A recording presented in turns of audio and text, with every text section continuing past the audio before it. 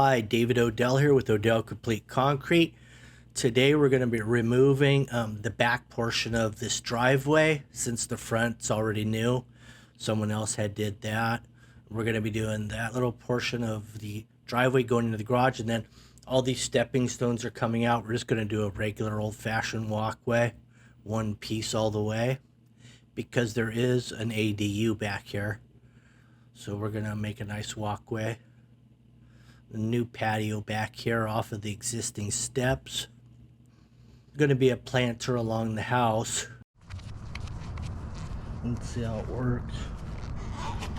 Give it a shot, huh? Yeah. It's at 8.6.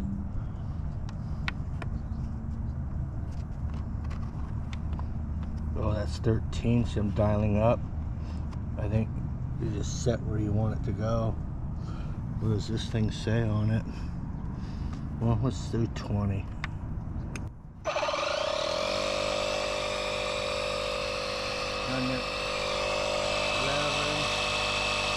That's a nice set. Now this is for your big items right here.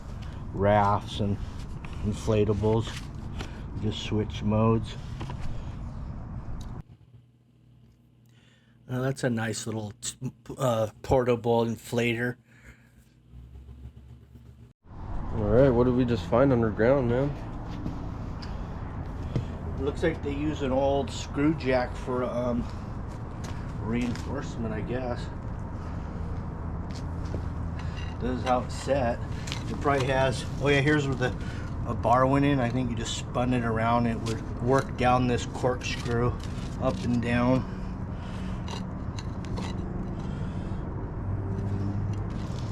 I think we may have to stop to dig and call in the Smithsonian on something like this. Let's go ahead and tape off the area. This is serious business.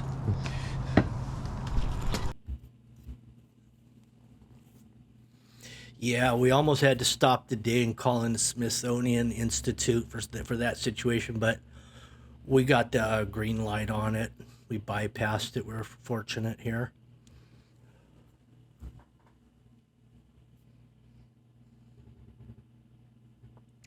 We're just going to remove everything by hand. As you can see what we're doing here, just a long bar and a 20-pound sledge. Comes out nice and clean.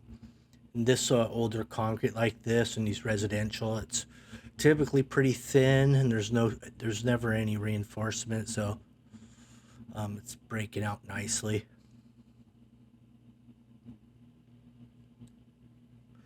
Initially, the homeowner wanted to save these stepping stones, so he had actually moved them himself over the weekend. And we got back and they were over there, and then he decided he didn't want them, so we ended up breaking them up anyway and hauling them away. So here we got, what we have here is a little circular saw. We got the DeWalt cordless, and I put a diamond blade in it, and it cut through that real easily. Plenty of power there. Then I had the DeWalt blower blowing the dust out of my face or away from me.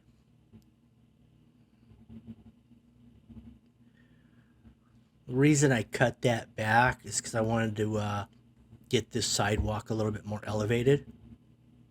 And by going back on that little ramp, it brought up the grade a little. So we're not sunk down in the dirt where all the water would sit on top of the walkway. It can run off. Eventually, this little patio back here behind this ADU, that's going to get removed and replaced up to the elevation of this sidewalk, because we're about an inch and a half higher than that existing.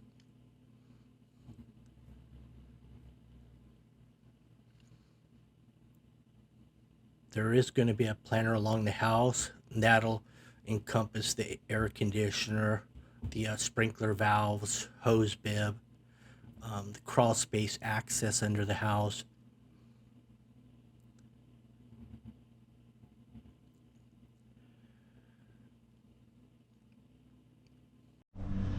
Well, we just saved the customer a lot of money on this one. What happened was we found out the garage floor was lower than the driveway, so we knew we had to put a drain in at that point. And it was either saw cutting into the driveway to the drain that's setting back, and this driveway's in really good condition, and I really don't want to cut into it. So I was gonna just take a drain all the way around the house. You see the orange paint that we set up? And we started digging. We probably did about 6 feet of digging here. And then I went and told the homeowner, well, it's gonna be, extra money to go all around the house. He said, okay, let's just do that. Then I decided, well, what if the concrete guys thought ahead, and what if they stubbed a pipe out at the end? So I started digging over there. I went, wow, they did think ahead, something that I would have done. And I was surprised that somebody else thought of that.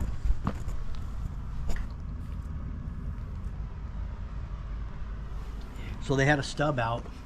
So now I don't have to cut in the driveway. I don't have to dig around the house. I can just adapt to the existing drain. That's why it's so crucial when you're doing underground, is to think of the future, a little bit. I mean, you don't have to think of the entire future, but a little bit is good enough. And that's just a little bit thinking ahead, which is $3,000 savings. Anyway, let's get back to work.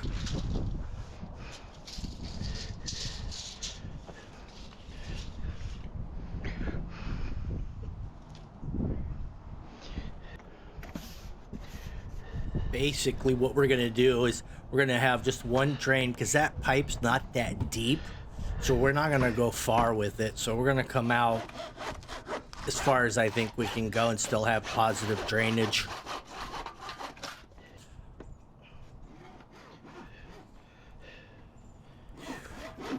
Whole Home Depot's having some trouble stocking 90s.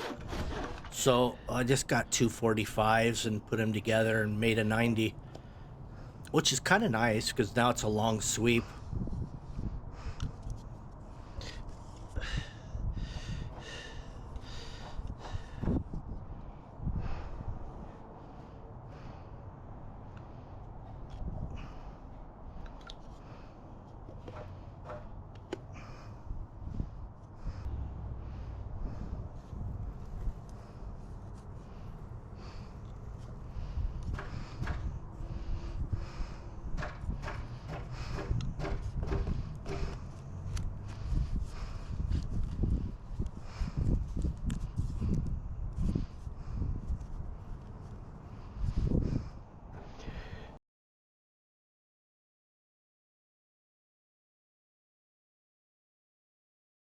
Now what we've done here is we've established our elevations via the string line. And then we can cut the dirt out, set the forms, get this graded. Basically what we did was we're focusing on getting all the roots, all the organics out of the ground where the concrete's going to go. And then we brought back some clean dirt, and then we're going to compact that in there with the plate compactor.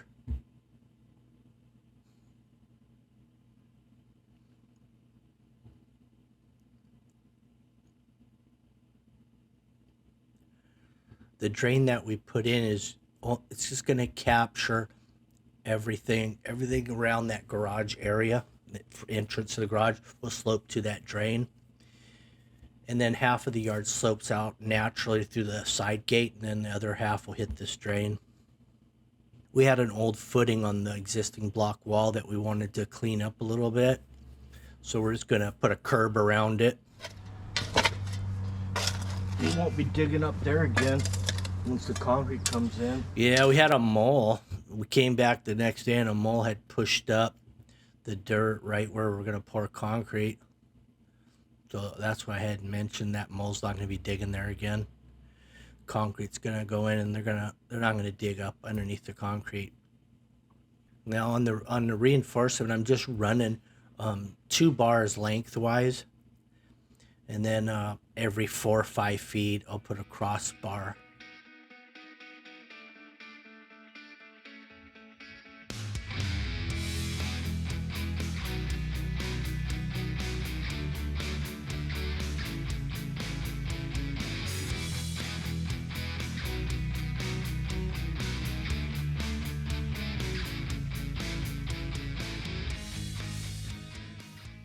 This is 3/8 inch diameter rebar, also known as number 3, 3/8, 4/8, 5/8. So that's how rebar goes for 3, 4, 5s, It's all in eighths.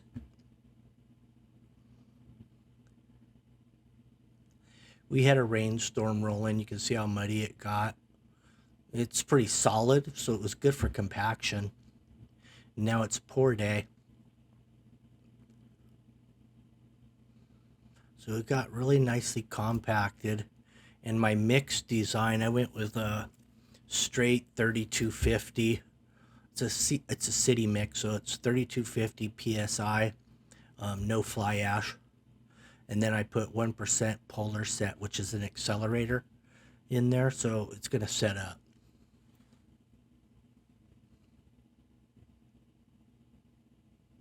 See, with the rebar, you can't use the calcium chloride, or they don't recommend it, because the calcium chloride, which is another accelerant additive to concrete, it'll actually eat away at the rebar.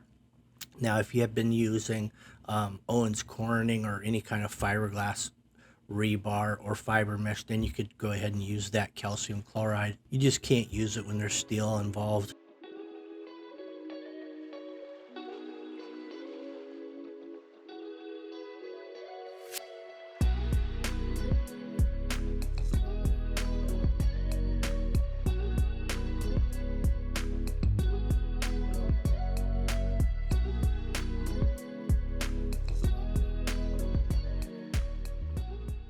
So on the rodding or screeding of the concrete, we just circled around that drain so everything soaks to it. We're using a 3-foot wood bowl float. And as we pour out, we're pulling up the steel. And since the steel's at 2-foot centers, even though we're walking through the concrete, potentially you could stand on the rebar if they're at 1-foot centers, but since they're at 2-foot centers, it's easy to avoid standing on the rebar, so it doesn't push it back down, in other words.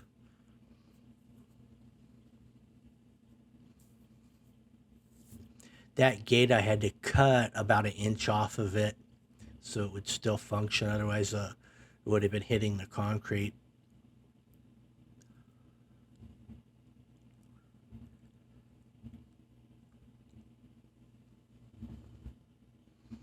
So we started with the 3-foot woody on our second bowl floating maneuver. That was the 4-foot. Now here's your joint layout.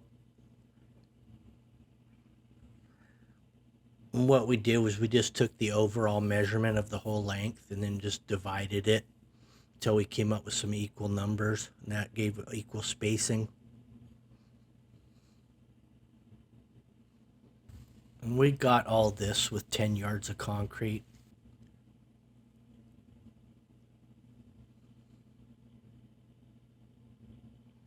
Here's the curb that encased that ugly looking footing, kind of make it a little cleaner looking. And then we're wet tooling all these joints. We went both directions off of the drain, and then we picked up all the corners.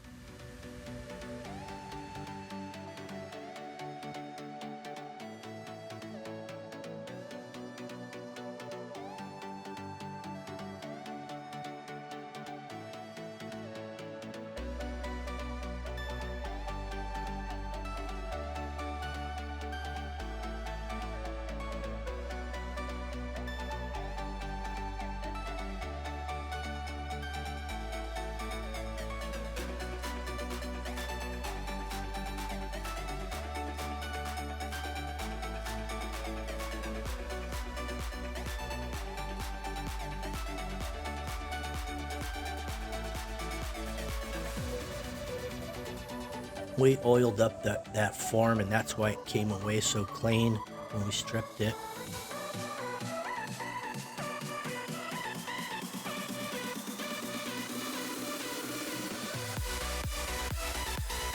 Here's a 100% nylon broom.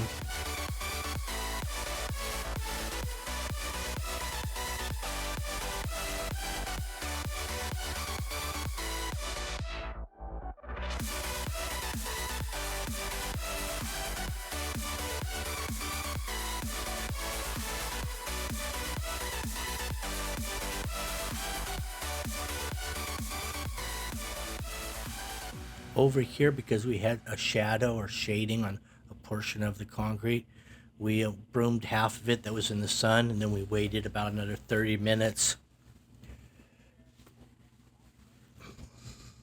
Okay guys, here's the secret. When you want your crack to crack off the corner and follow the joint, here's what you do.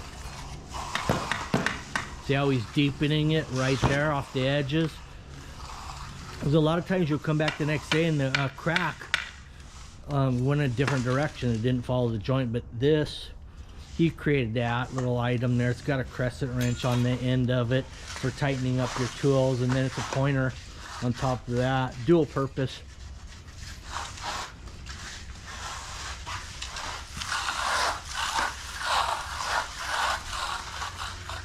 Top secret stuff.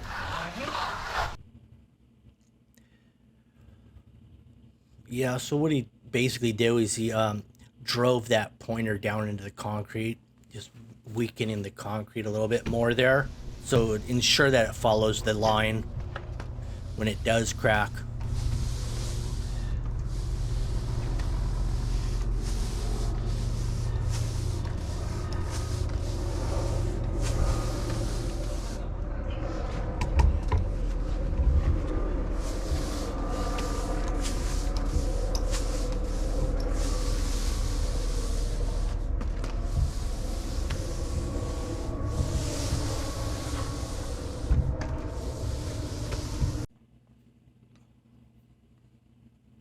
So here's the next day after the pour, removing all the form lumber. All the wood stakes we can reuse. You can get multiple uses out of these wood stakes and the 2x4s.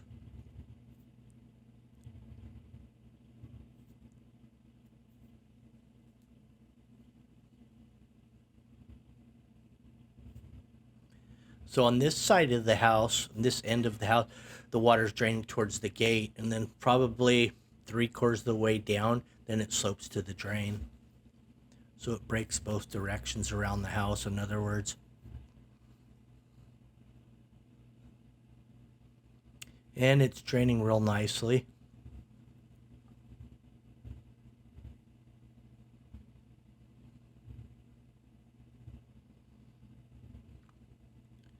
The curb turned out really good. And you notice I used a 2x12 rather than doing a custom rip on a board to fit that curb size. Just run it high and finish the concrete low, and we still have a 2x12 at the end of the day.